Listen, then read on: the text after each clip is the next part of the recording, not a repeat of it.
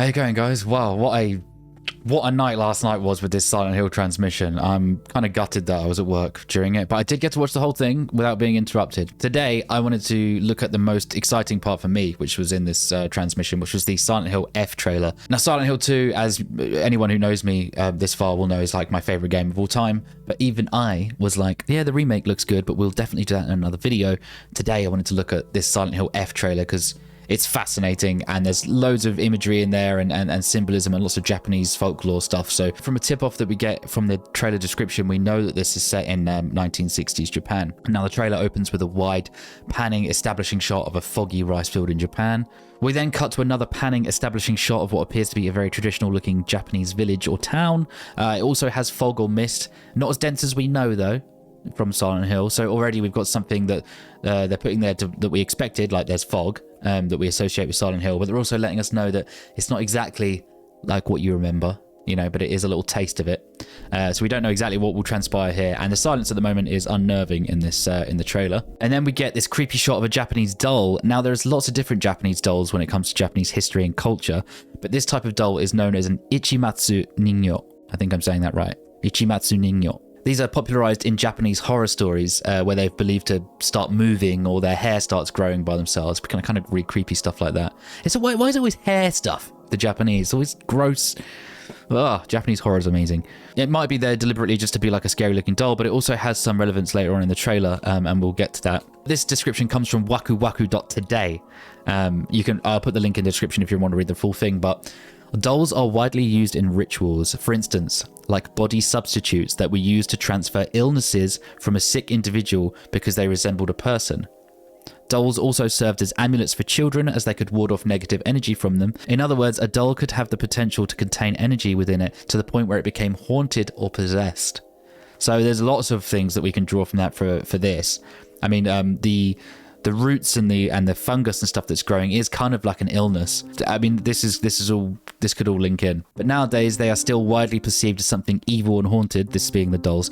And in commercials and pop culture, the image of Ichimatsu dolls is usually scary and connected with otherworldliness, which is very fitting, right? Next shot, we have our main character staring down at a broken-headed statue as we get the first look at this flowery fungus, which has the colors of blood, flesh, organs, and teeth. First, let's crack this statue. No pun intended. So after doing some research, it appears this is a Jizo. I think I'm saying that right. Jizo statue, and it comes from an old tale in Japan, and it goes a little something like this, and I've adapted it for a modern audience. A poor old woodcarver and his wife make sedge hats, which are those kind of straw-looking hat things, to sell to make ends meet. For New Year's one year, the wife is like, "Oh, babe, wouldn't it be sick if we had mochi for New Year's?" Mochi's that little Japanese rice cake.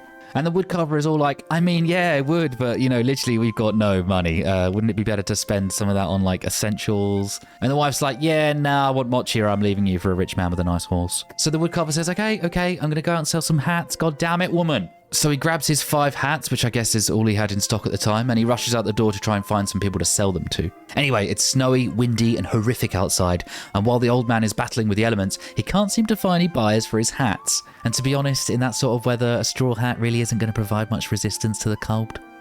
Although you would look pretty cool wearing one. So anyway, on his way home, he spots these 6 bare-headed statues out in the cold.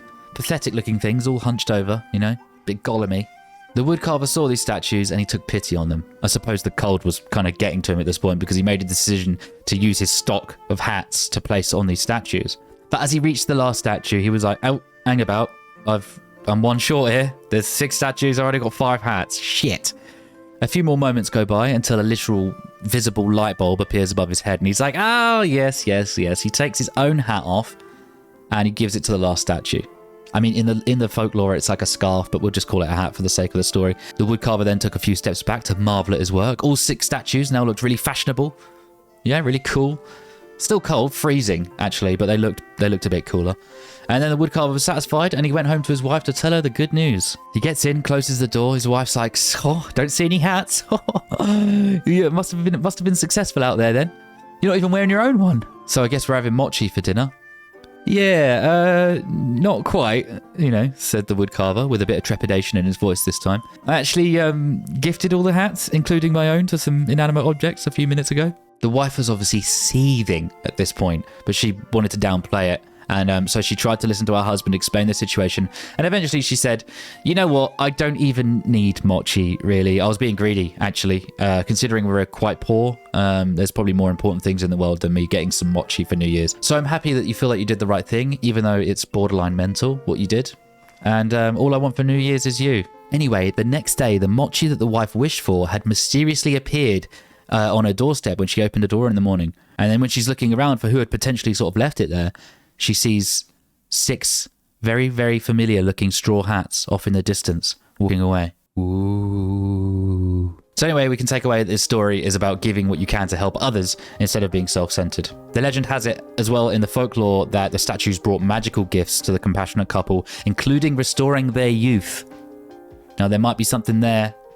I don't know. This is interpretive. Anyway, it's interesting that it's been used in this trailer, and it's beheaded. So I guess there's no chance for giving the hat, therefore no chance to use kindness to get good luck, possibly. Notice also we can see our character's pipe weapon on the floor here too. And at this point of the trailer, we're reminded of the fact that this is a new type of Silent Hill by the discordant piano licks, which are now starting to creep in. This is a typical sounding device usually used in horror trailers, horror films, whereas we usually expect Yamaoka-san's own brand of like throbbing heartbeat industrial terror, or even like some smooth shoegaze rock. But here it's very direct, it's very this is horror. It fills us with suspense, intrigue and anxiety, and I think it works really well. Our character is then seen dragging her feet almost through the streets of this desolate town. She looks exhausted, hurt or ill. It's not completely clear, but she's definitely not looking combat ready or strong in any way. Quite helpless, actually. We can note this is where we see the blood roots that are starting to stalk her from inside the building. Some more piano anxiety, and then we cut to the dramatic shot of the schoolgirl dragging the metal pipe through a back street or alley,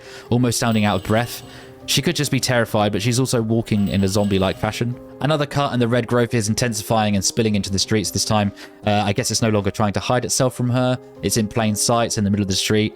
Maybe it's aware that she's aware of it, and it's decided to ramp up the pursuit. We then cut back to the creepy doll from before, which is now also being claimed by these blood roots, potentially meaning that the doll is indeed haunted, or just that even the creepy doll is being engulfed by whatever this otherworldly thing is, and so that there's no need to worry about some cliche doll, which may or may not be supernatural, when this is definitely happening, you know, that kind of thing. Also, this seems to be our new look into what the other world might be. It's no longer rust, it's this like bloody organic root looking stuff, which is very cool. Next scene now, and our poor lady is looking a little bit more worse for wear, with some more visible injuries and some more torn clothing, and she's lost her pipe weapon, which I hope isn't a hint that we're getting breakable weapons in the game. Please, no! We don't want Breath of the Hill right now. That's just... But the blood roots are now actively trying to constrict around our character here, and on closer look, these blood roots are starting to look a little bit like fat-filled arteries or red Spider-Man ropes. Just, you know, just throwing it out there. Naturally, we don't really want to be constricted by these gross vein artery root things, so our lady finds the strength to rip away from them and make it up the staircase. She's barefoot as well now. That's when the music swells and the piano sounds like it's been kicked down a set of stairs, and then we see these artery roots blossom into a blood-red flower. Kind of gorgeous, but at the same time creepy. Immediately that puts confusion on us, because the leaks of this like Silent Hill Sakura game are kind of matching up conceptually with this, but there's a disconnect. One, in art direction, and two, they're not the same looking flowers that we've seen from the leaks. Either the leaked images were like a really early concept and this is what it's eventually turned into, or these are two separate things that are in some way connected. Because the Silent Hill Sakura game didn't look like it was going to be set in 1960s Japan, did it? She was wearing modern clothes. Maybe this is a prologue to what that is, or maybe this is just a concept movie in general. There's certainly a link between this and that, with that kind of horror in beauty idea that we've seen from the Cherry Blossom Monster, and now that we're seeing from all this disgusting blood flowers. Now the next shot wipes away the tension with a brand new establishing shot. A blue hue has coated the screen, and we pan across what looks like a body of water with a visible Japanese landmark here. Now this bit gets kind of interesting, and bear with me here. The Itsukushima Shrine. The Itsukushima Shrine. I'm butchering these Japanese pronunciations, but or it's called the Floating Gate.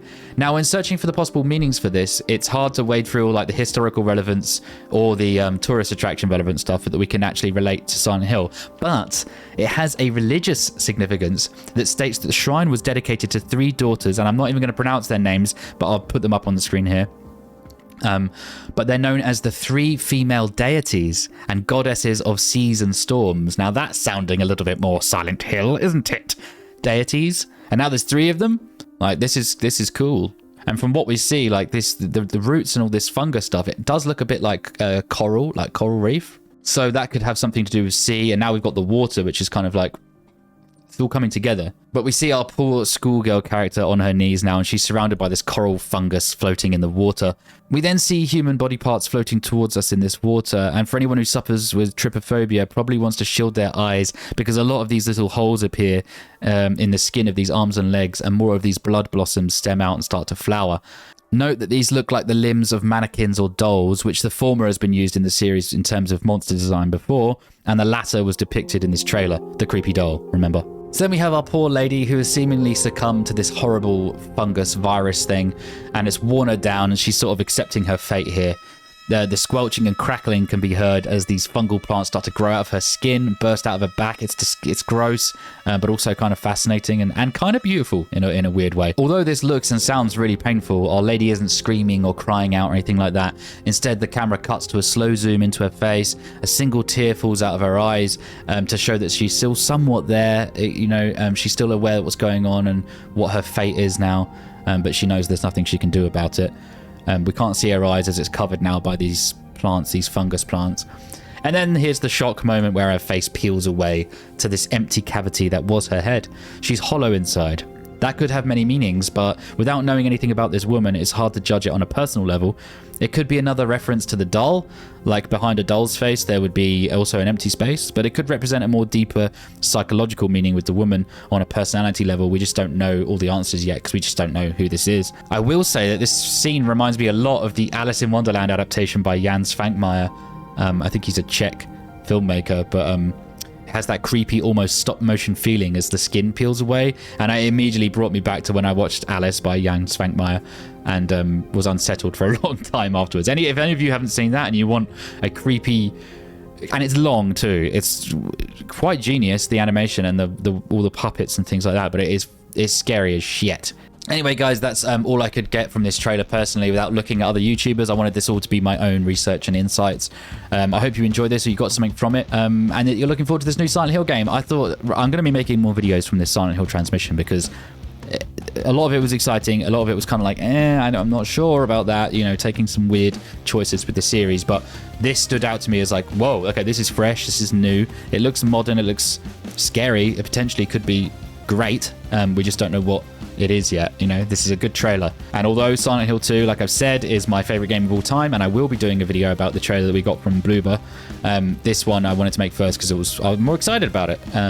But yeah, more Silent Hill stuff to come, so make sure you like this video for me and subscribe. Would really help out. Yeah, I'll see you when I'm looking at you next time. Thank you, guys.